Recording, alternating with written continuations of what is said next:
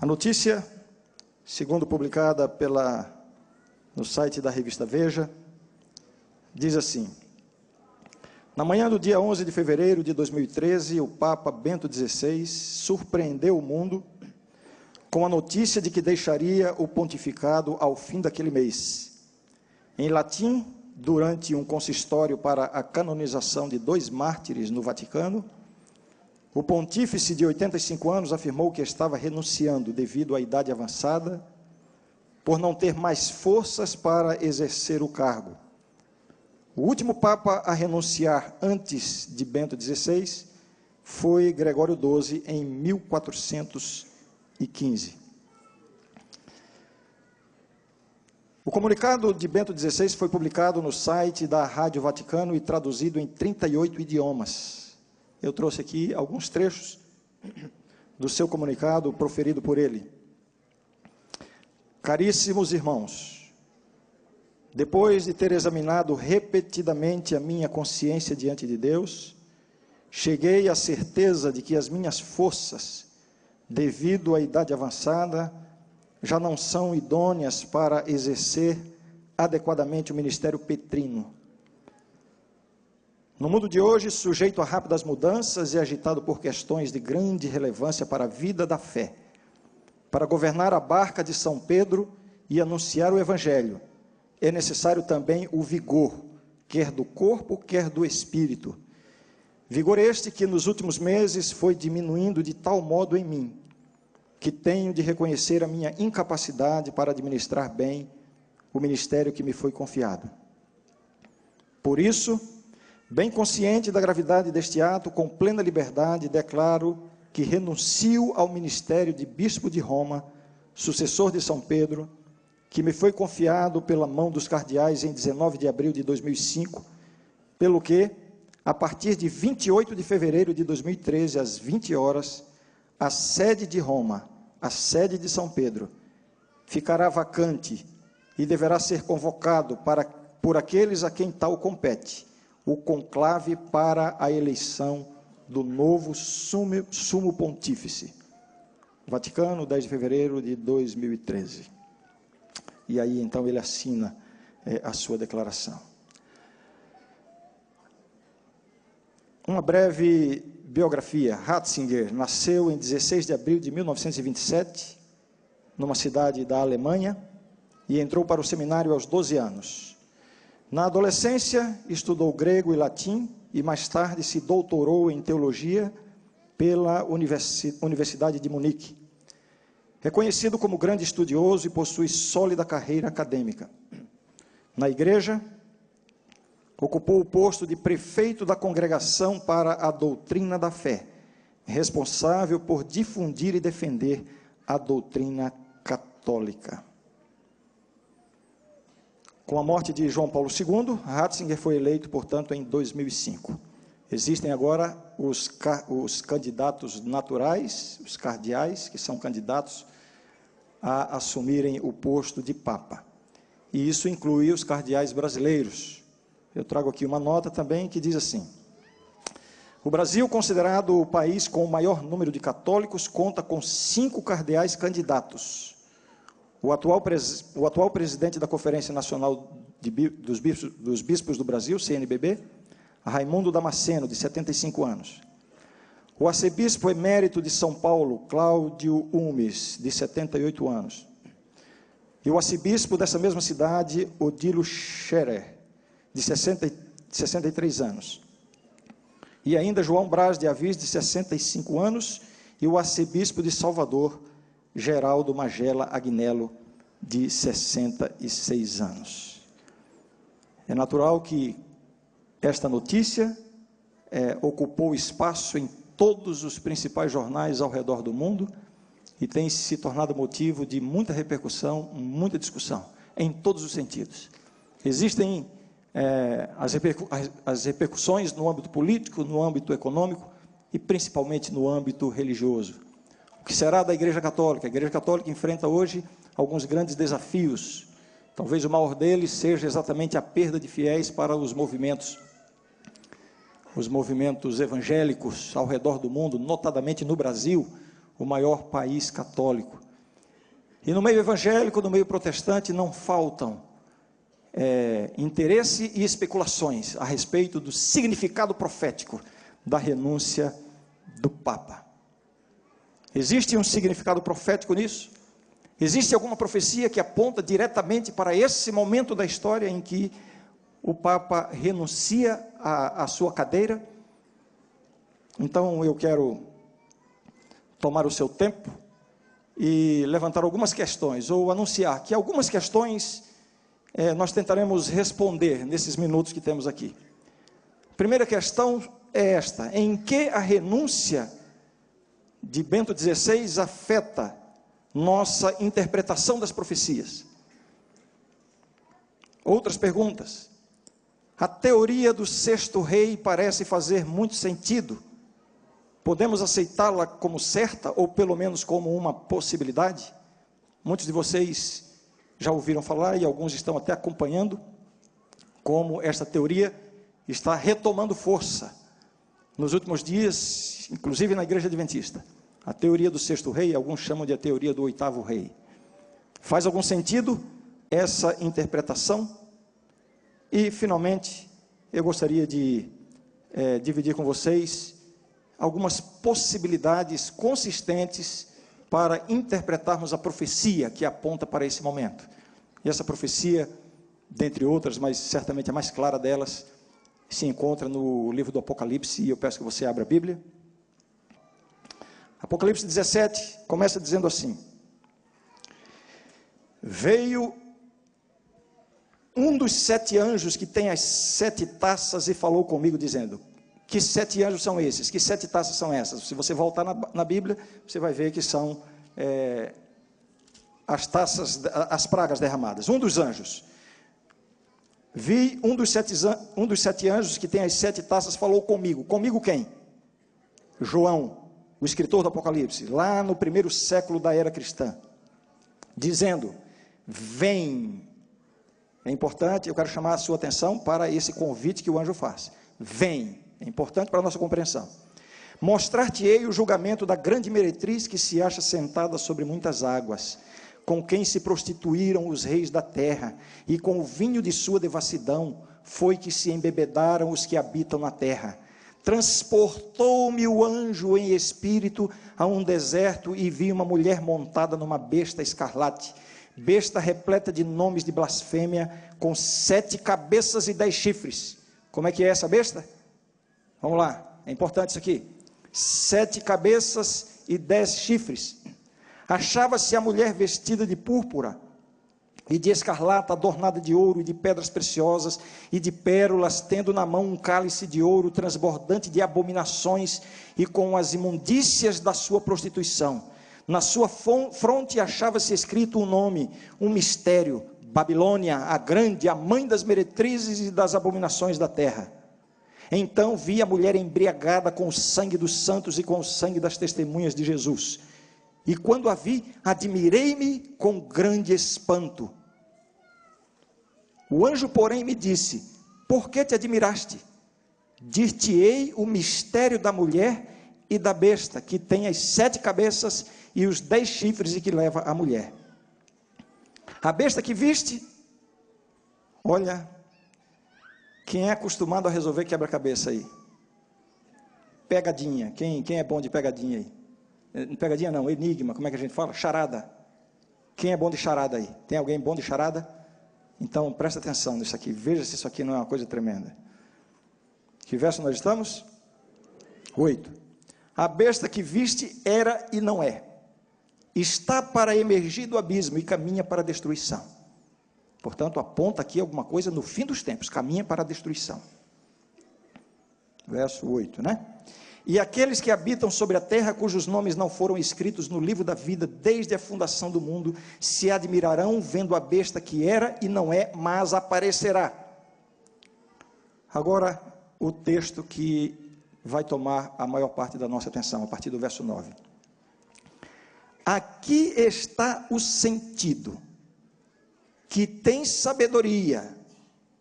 As 7 cabeças são 7 montes, nos quais a mulher está sentada. São também 7 reis. dos quais caíram 5. Um existe, e o outro ainda não chegou. E quando chegar, tem de durar pouco tempo. E a besta que era e não é, também é ele, o 8º rei, e procede dos 7, e caminha para a destruição. Deu para entender? Deu para entender? Se deu para entender, a gente canta o hino final. Não deu para entender? É um enigma esse aqui, não? Uma verdadeira charada. Algumas coisas importantes para a gente entender o livro do Apocalipse, e a maioria de vocês já sabe. O Apocalipse, eu queria pedir perdão para as crianças que provavelmente vão ter pesadelos hoje à noite depois da leitura bíblica de hoje.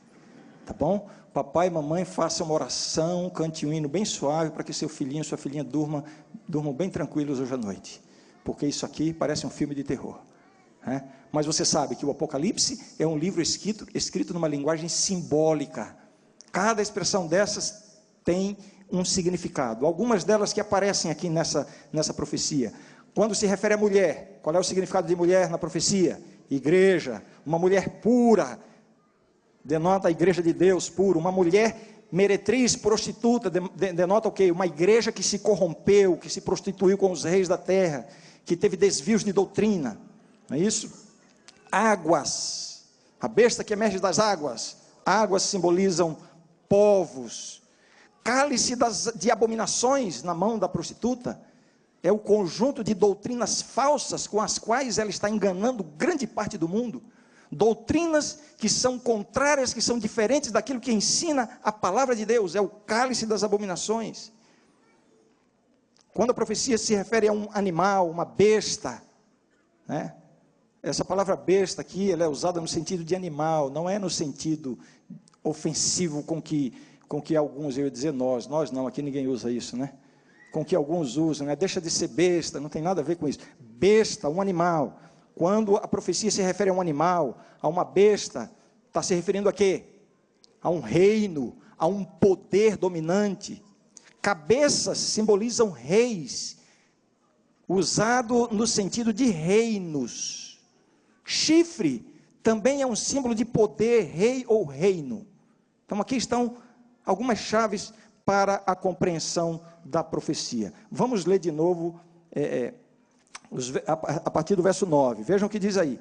Aqui está o sentido que tem sabedoria. As 7 cabeças da besta são 7 montes, nos quais a mulher está sentada. São também 7 reis, dos quais caíram 5. Um existe e o outro ainda não chegou. E quando chegar, tem de durar pouco tempo.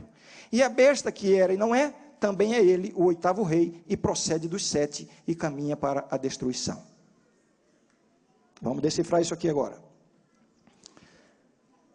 Nós precisamos identificar aqui os 7 reis.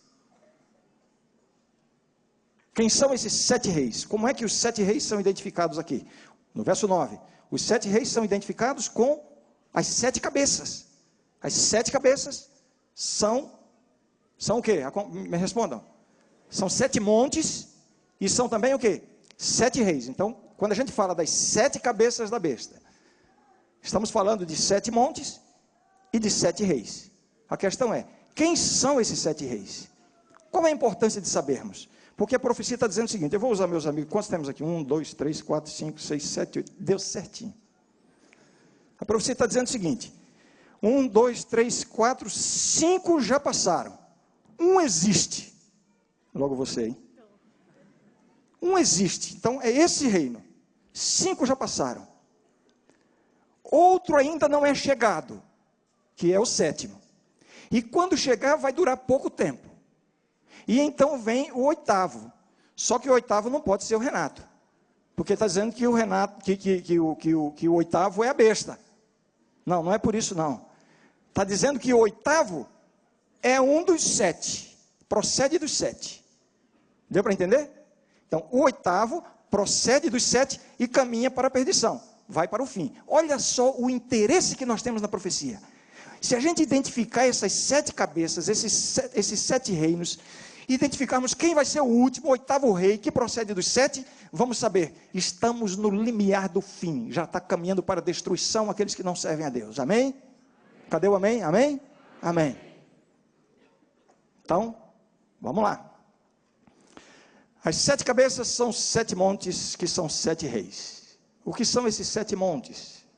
Alguns interpretam a prostituta, essa igreja corrompida que ensina doutrinas que não estão na palavra de Deus. Alguns identificam a prostituta como sendo a cidade de Roma, porque Roma é a cidade das 7 colinas. Essa é uma interpretação bastante clássica, mesmo em nosso meio. Eu até devia ter trazido aqui o nome das 7 colinas, que são muito usados aí nos estudos bíblicos. Mas pelo que a profecia está dizendo, é verdade, Roma é a cidade das 7 colinas, mas esses montes aqui não podem significar as 7 colinas. Por pelo menos 2 razões. A primeira delas, o que diz o verso 9? Olha, a Bíblia aberta aí.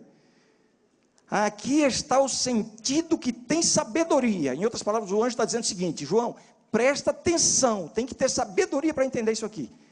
Se fosse tão fácil assim identificar, as 7 colinas, Roma, a cidade das 7 colinas, está muito fácil, não precisaria de tanta sabedoria para identificar.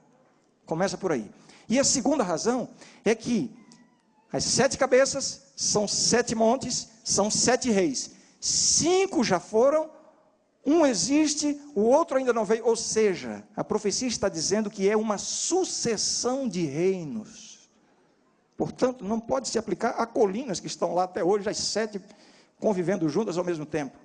São 7 reinos sucessivos. Essa é a melhor interpretação dos 7 montes. A grande prostituta está sentada sobre 7 colinas, ou seja, sobre uma sucessão de impérios. Veja, 7 cabeças é igual a 7 montes. Essa expressão é igual a 7 montes, e essa expressão 7 montes é igual a 7 reis, sucessivos e não paralelos. Roma é apenas parte desse sistema.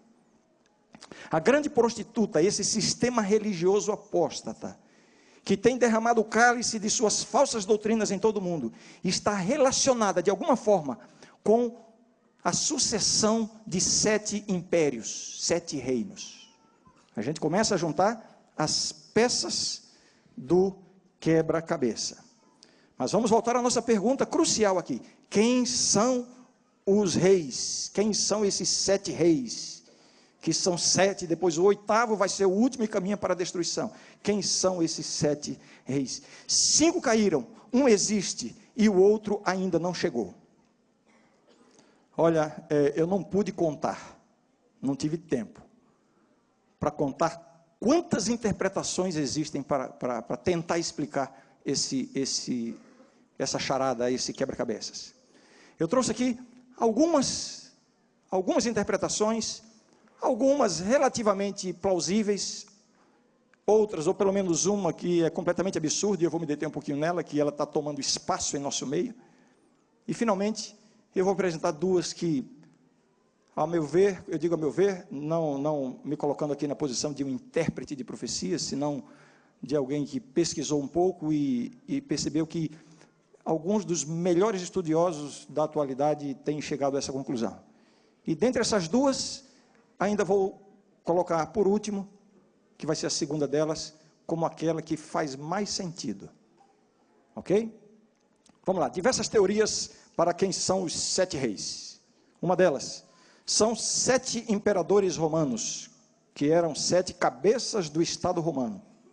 Augusto, Tibério, Calígula, Cláudio, Nero, Vespasiano, que foi do tempo de João. 1 existe, 5 já foram. Depois Tito, o sétimo, o 8º seria a volta de Nero, enfim. Uma tentativa de colocar os 7 imperadores romanos como sendo o cumprimento desses 7 reis. Essa é uma teoria. Mas assim, eu andei pesquisando e vi que não dá para arranjar isso.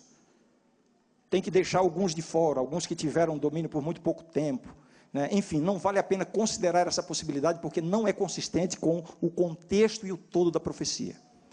Uma outra teoria é que esses 7 reis são sucessivos estilos administrativos encontrados em Roma. E essa interpretação tem sido relativamente defendida mesmo entre adventistas, né? República, consulado, triunvirato, etc. 7 estilos administrativos, e aí João estaria vivendo na época do sexto, que daria certinho, 5 já foram, um existe, o outro virá por pouco tempo. Essa é uma possibilidade, aceita por muitos adventistas, mas essa interpretação também parece que não contempla aspectos importantes da profecia.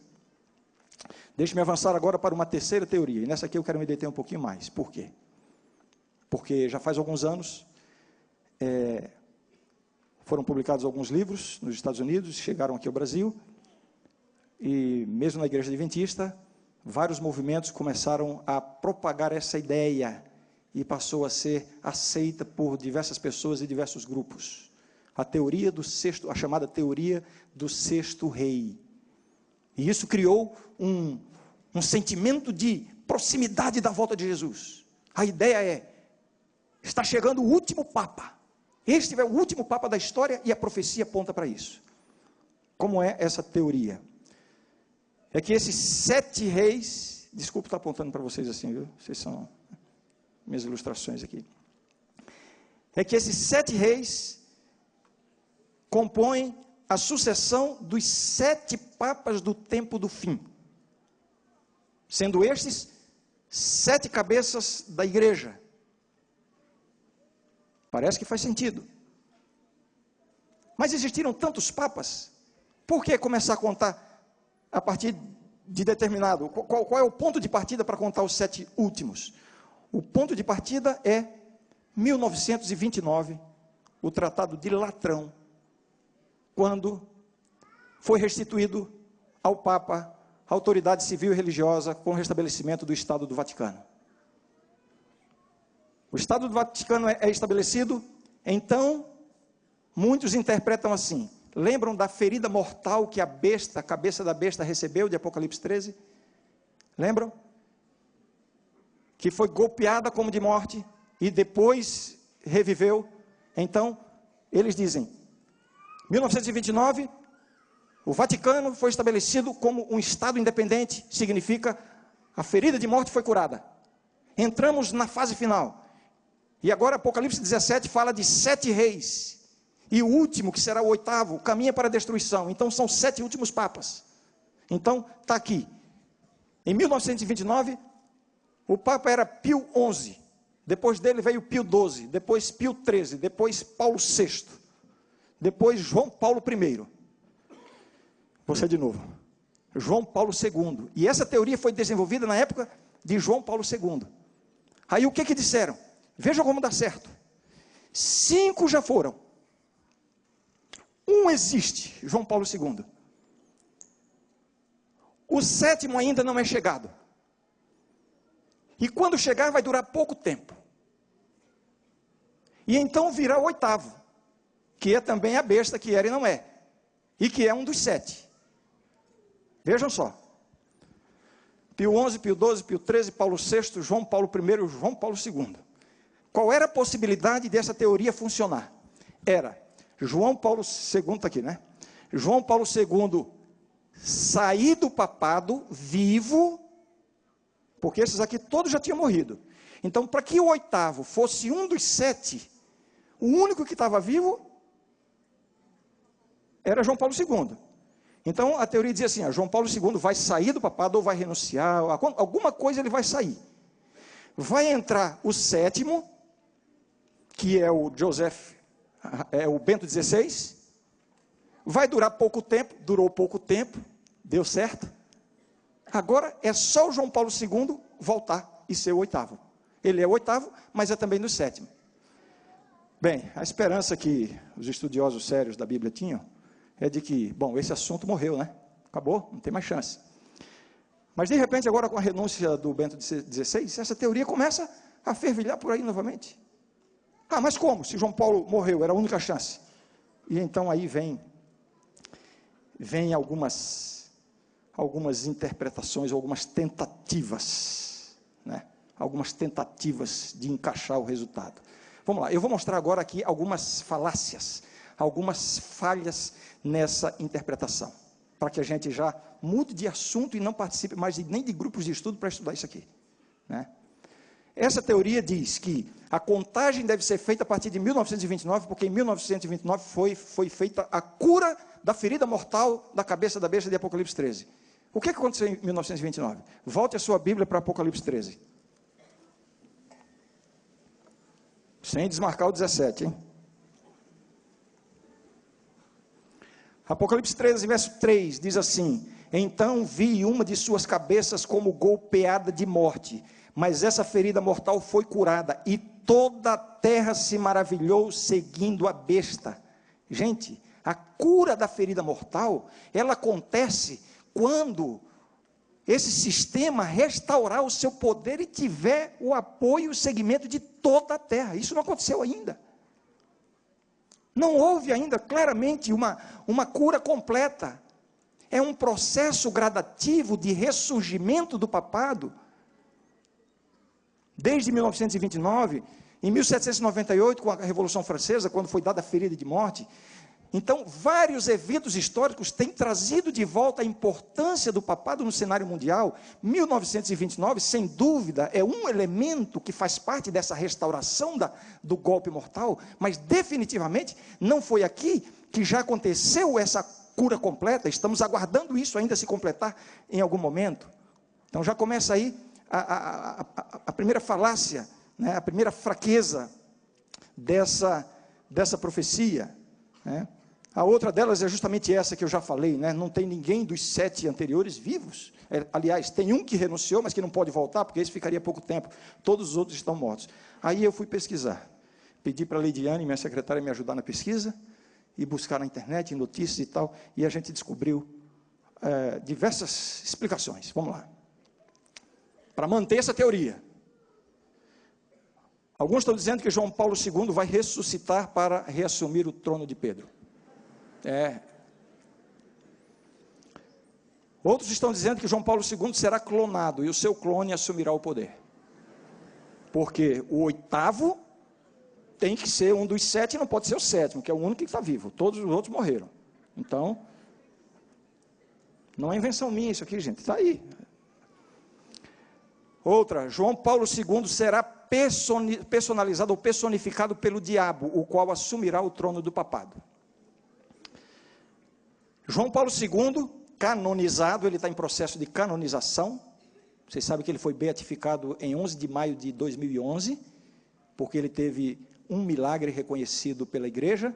Quando ele tiver 2 milagres reconhecidos pela igreja, se eu não me engano são 2, então ele vai ser canonizado.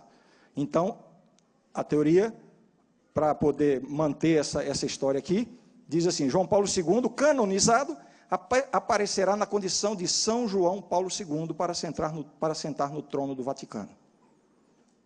E ontem, a gente procurando ali, a Lidiane me mandou até uma foto, né? Mas isso aqui não me parece que foi de um site muito sério, né? Mas, seguinte, João Paulo II teria um filho que vai assumir o trono do Vaticano. É um filho que teria hoje aproximadamente 60 anos. São as tentativas para manter essa teoria. Mas, irmãos, eu pergunto, faz algum sentido pensar nisso? Faz algum sentido? Mas nós vamos trabalhar apenas com essa questão de lógica. Vamos ver mesmo dentro da estrutura bíblica. Não é assim que se interpretam as profecias de Daniel e Apocalipse. Existe um método de interpretação que tem se demonstrado sólido, consistente. As profecias de Daniel e Apocalipse precisam ser vistas como uma cadeia. Uma está relacionada com a outra, principalmente essas profecias que se referem aos grandes impérios. É uma cadeia, você vai encontrar elementos de uma profecia relacionados com a outra. Vamos fazer uma recapitulação rápida aqui? Dá para fazer? Daniel 2, a cabeça de ouro, peito e braços de prata, coxa e ventre de bronze, pernas de ferro, os pés de barro e ferro com 10 dedos. A cabeça simboliza o quê? Babilônia, o Império Babilônico, que dominou de 605 a 539. Depois o Império Medo-Persa, de 539 a 331. Depois o Império Grego, de 539 a 331 a 168. Depois o Império Romano, de 168 a.C. a 476. Os pés, 10 dedos, a divisão do Império Romano, Então está aqui a história dos grandes impérios universais. Em Daniel 7, essa história é repetida com novos elementos, mas você vê a ligação que há entre as profecias. Daniel 7, os 4 animais saindo do mar. O primeiro deles era o quê? Vamos lembrar, vamos ver como é que vocês estão. Um leão com asas de águia. Daniel 2, cabeça de ouro, o rei dos metais. Daniel 7, o rei dos animais, simbolizando Babilônia. Depois o outro animal, um urso, que andava com um lado maior do que o outro. 3 costelas na boca, simbolizando o que? A Medopérsia, o peito e braço de prata da estátua. E vejam a precisão da profecia, um lado levantado, o que? Os persas dominaram os medos, se tornaram mais fortes. 3 costelas na boca, os 3 reinos destruídos pelos medopersas, a Lídia, o Egito e Babilônia. Depois, qual é o outro animal? Um leopardo, um rápido animal, que vem com 4 cabeças e 4 asas. Tem que ser muito rápido, porque representa o Império Grego. As conquistas de Alexandre o Grande, muito rápido. Me parece que em 12 anos Alexandre tomou conta do mundo da sua época. Tão rápido que foi representado por Deus por um leopardo com 4 asas. Mas aí durou pouco tempo. Alexandre morreu aos 32 anos, pouquíssimo tempo. As 4 cabeças, os 4 generais de Alexandre. Não é isso? Depois vem um 4º animal, lá na estátua, as pernas de ferro, o Império Romano. Aqui em Daniel 7, um animal terrível e espantoso, terrível. Podemos chamá-lo de dragão, com 10 chifres. Lá na estátua, 10 dedos. Império Romano, os 10 chifres, os pés da estátua, divisão do Império Romano. Vejam a precisão da profecia. Dentre os 10 chifres surgiu um chifre pequeno.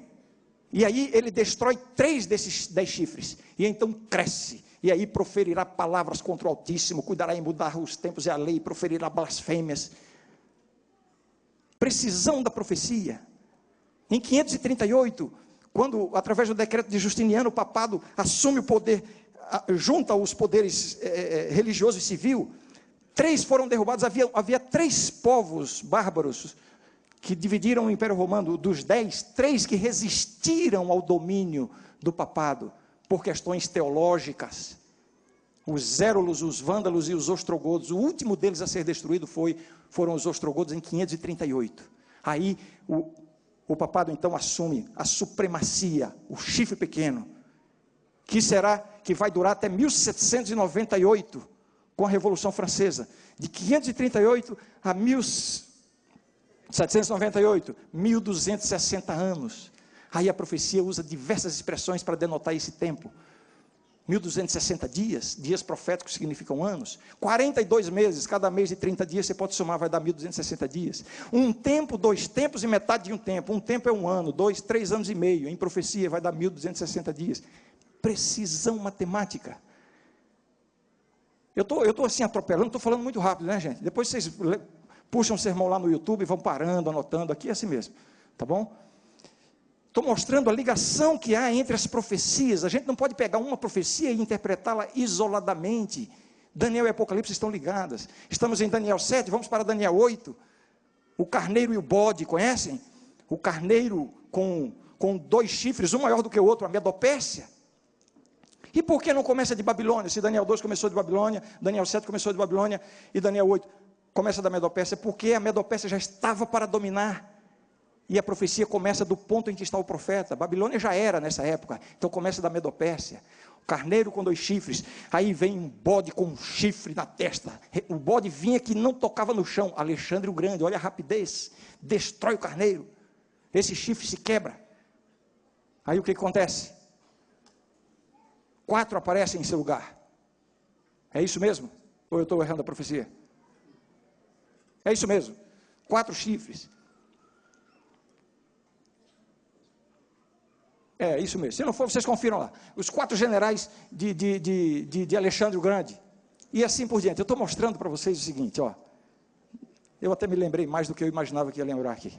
Esperava até me perder mais cedo. Eu estou querendo mostrar para você a ligação que há entre essas profecias. Vamos lá para Apocalipse 13. A besta que sai do mar. Que besta que sai do mar? Você se lembra como é que ela era? Uma besta, olha lá, uma besta semelhante a leopardo, com pés de urso e boca de leão. Tem ligação com Daniel 7? Daniel 7, os 4 animais: o leão, o urso, o leopardo e o animal terrível e espantoso. Apocalipse 13, o animal terrível e espantoso, chamado de besta, o leopardo, o urso e o leão, na ordem inversa. Mas mostra que há uma ligação. Há uma ligação. Uma profecia está ligada à outra. Agora, eu ir lá para Apocalipse 17 e desprezar toda essa conexão profética que há em todos esses capítulos e interpretar Apocalipse 17, dizendo que Apocalipse 17, os 7 reis, se aplicam a 7 reis que estão no fim dos tempos, sejam 7 papas, seja o que for, é desconhecer Daniel 2, Daniel 7, Daniel 8, Daniel 9, pode tirar da Bíblia. Apocalipse 13, de tabela Apocalipse 12, que o dragão perseguindo a mulher por 1260 anos, a mulher que se refugia no deserto, e por aí vai.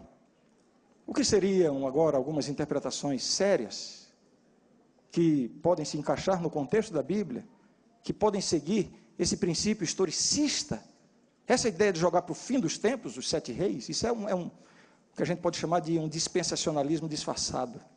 Não é assim que nós interpretamos as profecias, perde o sentido, né? Interpretações consistentes, eu vou mostrar 2 delas, que são as 2 mais apresentadas na Igreja Adventista, entendidas por nós, e sinceramente eu não deveria fazer isso, mas vou fazê-lo, vou demonstrar preferência por uma delas, porque me parece ser a que mais faz sentido, mas é possível, é provável que alguns aqui vão discordar de mim. Então, para que a gente não brigue na saída, já vamos deixar claro o seguinte: existe uma essência a ser interpretada aqui, e os detalhes da profecia de Daniel 17, eles são, eu quero dizer assim, não existe um consenso mesmo na Igreja Adventista. Então é natural que haja alguma divergência em alguns elementos da profecia, é natural. Eu tenho visto até de alguns de vocês, um colega, um amigo mandou um e-mail para mim com uma interpretação bem plausível. Eu vou apresentar as 2 delas que são as mais comuns e vou reforçar aquela que para mim é a mais plausível de todas. Vamos lá. 1, 2, 3, 4, 5 se foram. Um existe. O outro ainda não é. E quando vier, vai durar pouco tempo. O 8º virá, é um dos 7 e vai para a perdição, para a destruição. Ok? A questão é, um existe. Existe quando? A gente tem que identificar o momento. Em que momento o anjo está falando isso para dizer que um existe? Isso faz toda a diferença. Então, 2 formas de interpretar. Uma delas, a gente está em Apocalipse 17, né? O que diz o primeiro verso? Eu chamei a atenção de vocês. Primeiro verso de Apocalipse 17. Veio um dos 7 anjos que tem as 7 taças e falou comigo dizendo: vem, mostrar-te-ei o julgamento da grande meretriz que se acha sentada sobre muitas águas. O anjo diz o quê?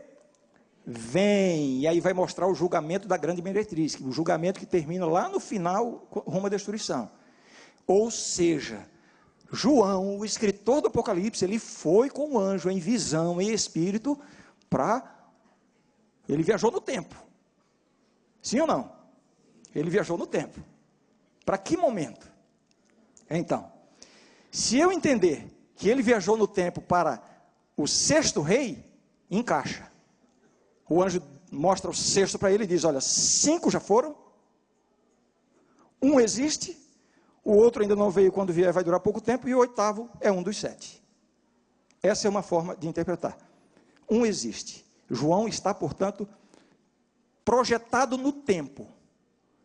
A única forma para que essa profecia tenha sentido, considerando esse aspecto de que ele foi projetado no tempo, é interpretar, e isso aqui é correto, é o contexto da profecia, os 7 montes, os 7 reis, as 7 cabeças são 7 montes e são 7 reis.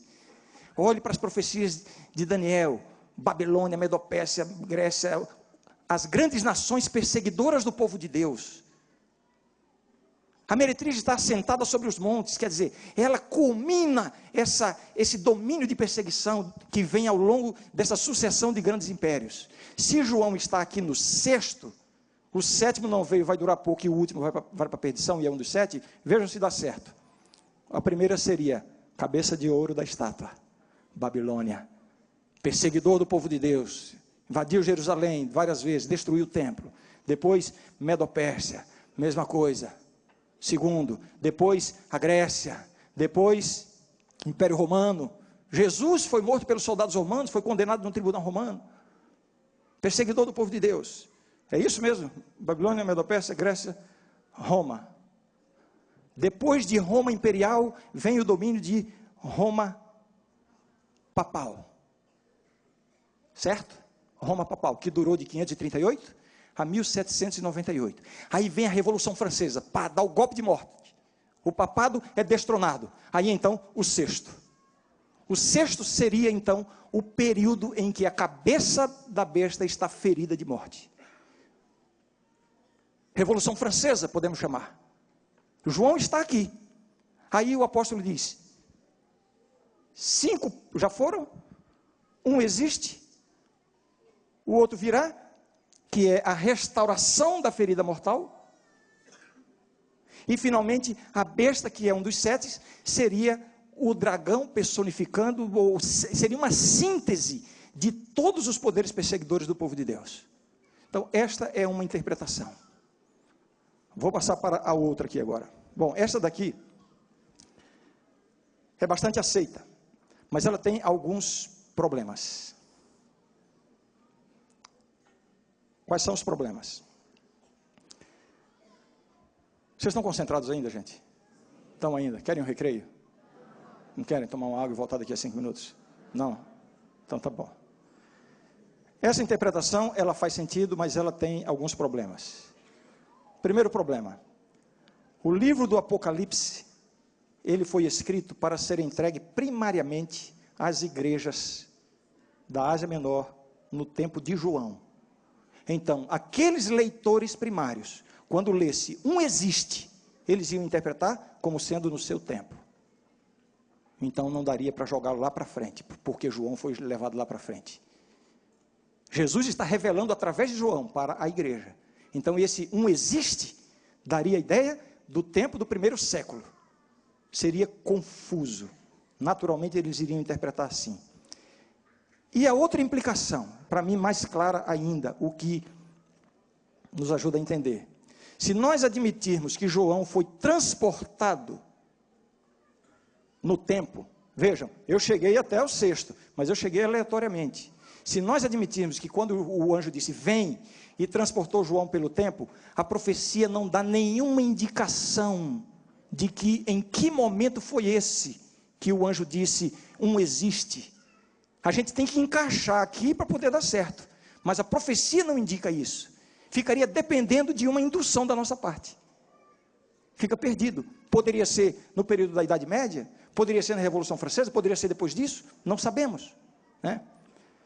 E um grande erudito, bastante reputado no estudo da Bíblia, das profecias, John Paulin, ele diz o seguinte, isso aqui é importante: em uma visão, o profeta pode viajar da terra ao céu, e vaguear de um lado para outro, do passado para o fim do tempo. A visão não está necessariamente localizada no tempo e lugar do profeta, presta atenção.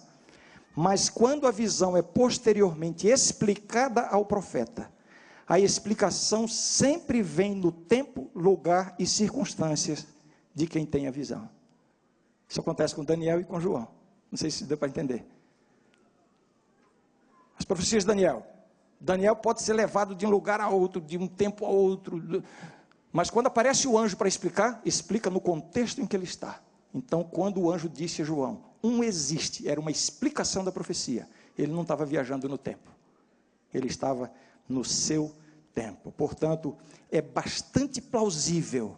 Irmãos, isso aqui não é palavra final, isso aqui é interpretação. Mas é bastante plausível entendermos que João não foi transportado no tempo no momento da revelação da profecia. Portanto, quando o anjo diz, um existe, qual era o império dominante no tempo de João? Roma. Roma imperial. Então, um existe. Está aqui, Roma imperial. Um existe. Então, 5 passaram, um ainda não veio quando vier pouco tempo, e o outro virá para a destruição. Como é que vamos encontrar esses agora? Quais foram os grandes impérios que perseguiram o povo de Deus em toda a história do povo de Deus? Quais foram? A gente começa geralmente com Babilônia, porque essa profecia de Babilônia foi dada no tempo de Daniel, e Daniel viveu no tempo de Babilônia. Olha, Deus pega o profeta no lugar, no tempo e no contexto em que ele vive. Mas antes de Babilônia, houve outros povos perseguidores do povo de Deus. E quais foram? Quais foram? Assíria, Egito, aí sim, Babilônia, Medopérsia, Grécia, Roma Imperial. Um existe. Olha como faz sentido agora. Um existe. O anjo diz, um existe. 5 já foram. Um virá, o próximo virá. E vai durar pouco tempo. Depois de Roma Imperial vem o quê? Roma Papal. Vai durar pouco tempo. Eu já sei que tem gente aí pensando, não, mas espera aí. Não falou que foi 1260 anos? Como é que é pouco tempo? Pois eu vou mostrar para você que é pouco tempo. Já, já. Vai durar pouco tempo.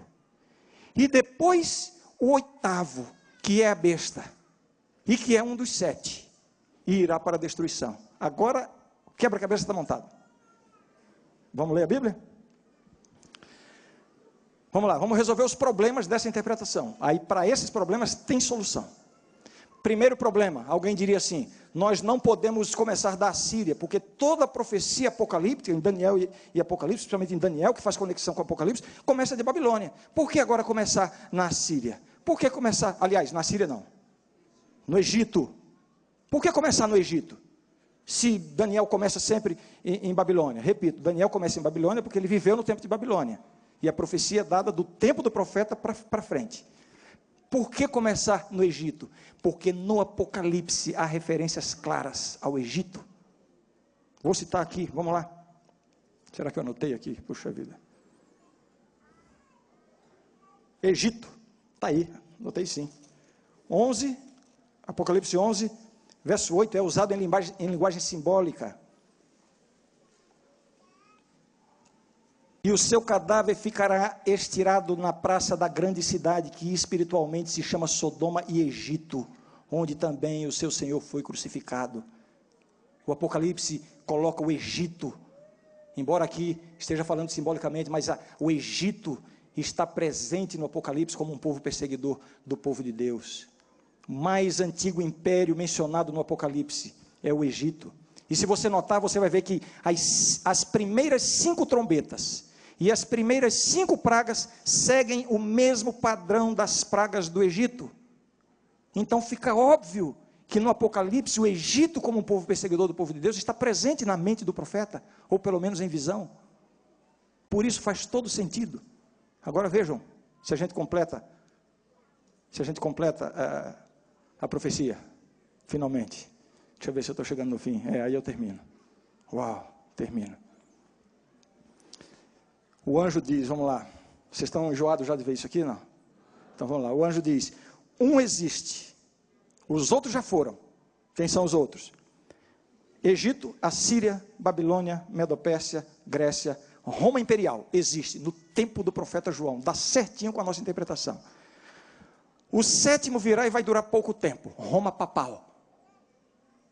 Pouco tempo, 1260 anos, e agora? É pouco tempo? Ou não é pouco tempo? Qual é o critério que você estava usando para medir?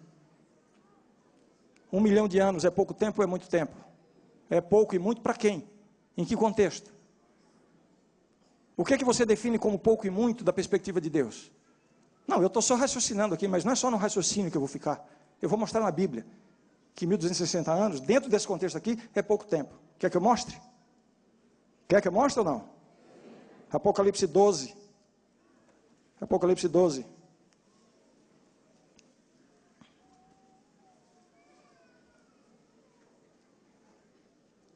Verso 12. Verso 12. Todos acharam? Por isso festejai, ó céus, e vós, os que neles habitais. Ai da terra e do mar, pois o diabo desceu até vós, cheio de grande cólera, sabendo que pouco tempo lhe resta. Pouco tempo, isso aqui, olha, desde a cruz até hoje, já 2000 anos. E a Bíblia está chamando de quê? De pouco tempo, que dirá 1260, só isso. Percebem? Roma imperial, um existe. O próximo virá, o domínio da ponta pequena de Daniel, 538 a 1798, sétimo. Vai durar pouco tempo, porque em 1798 foi ferido com um golpe mortal.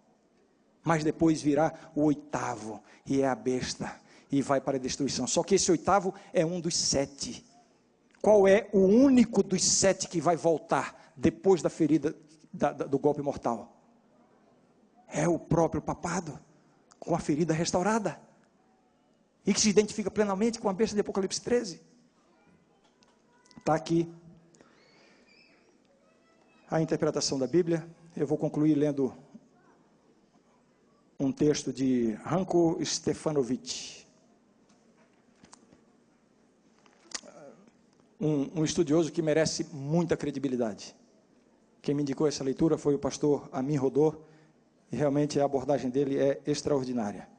E ele faz um comentário sobre essa interpretação que nós acabamos de dar por último aqui. Ele diz assim: essa interpretação provê a mais satisfatória explicação da sucessão dos impérios e se encaixa bem no contexto de Apocalipse 17 e 18. Todos esses reinos têm em comum a combinação de religião e Estado, e todos têm sido responsáveis por oprimir o povo de Deus e tentar destruí-lo. Página 512 do seu Revelation of Jesus Christ. Irmãos, eu quero terminar dizendo o seguinte: o que a profecia está dizendo para nós? A profecia está falando de grandes poderes, de grandes reinos, poderes perseguidores do povo de Deus, poderes religiosos que contaminam o mundo com as falsas doutrinas. Mas deixa eu deixar uma coisa clara aqui: a profecia não está apontando pessoas individualmente. A profecia não está julgando pessoas individualmente. A profecia está falando de sistemas políticos e religiosos. Eu fico muito triste quando eu vejo pessoas estudarem a profecia e acusarem pessoas. Seja essa pessoa um papa, seja um líder religioso evangélico, seja um político. Não é isso que a profecia está dizendo. A profecia tampouco está dizendo que esse ou aquele está salvo e aquele outro e o outro estão perdidos. Não é isso que a profecia está dizendo. A profecia está dizendo que Deus tem um povo, e que esse povo tem sofrido perseguições, e Deus convida o mundo inteiro para vir fazer parte do povo de Deus. Isso não significa que os salvos estão dentro de uma igreja, irmãos. Os salvos não estão dentro de uma igreja. Um povo foi chamado para o cumprimento de uma missão, mas essa missão não dá a esse povo a exclusividade da salvação. Apocalipse 18, o alto clamor: sai dela, povo meu, se referindo a todas as denominações religiosas que existem no mundo. Deus tem povo dele em todas. Sai dela, povo meu, significa que Deus tem povo dele salvo. Então eu digo, aqui dentro tem pessoas salvas e perdidas, e em cada igreja, seja adventista, seja batista, seja qual for, existem ali pessoas salvas e perdidas. O povo que Deus chamou, que tem sofrido perseguição, aqueles que guardam os mandamentos de Deus e têm a fé em Jesus, é um povo que foi chamado para uma missão, e não para ter a exclusividade da salvação. Muito cuidado na forma como nós abordamos esses temas proféticos. Não fiquemos batendo no peito como se eu tenho esse conhecimento e eu estou entre os salvos e todos os demais estão perdidos. Não é essa a nossa interpretação, não é essa a mensagem da Bíblia. A última palavra que eu quero deixar para vocês é a seguinte: a Bíblia é a nossa única regra de fé e prática. Se nós estivermos apegados à Bíblia, nós não vamos ser levados por qualquer vento de doutrina. A Bíblia nos assegura as decisões certas e o lugar certo. Convido você a estudar a Bíblia, a se interessar por isso aqui, porque assim você estará preparado para esses momentos finais da história. A profecia nos mostra que nós estamos vivendo nos momentos finais da história, irmãos. São os últimos dias. Tudo se cumpriu com precisão, com exatidão. Então nós temos que abrir os olhos, nos apegarmos à palavra de Deus e ao Deus da palavra, para estarmos em pé no grande dia, quando Jesus aparecer nas nuvens do céu. Amém.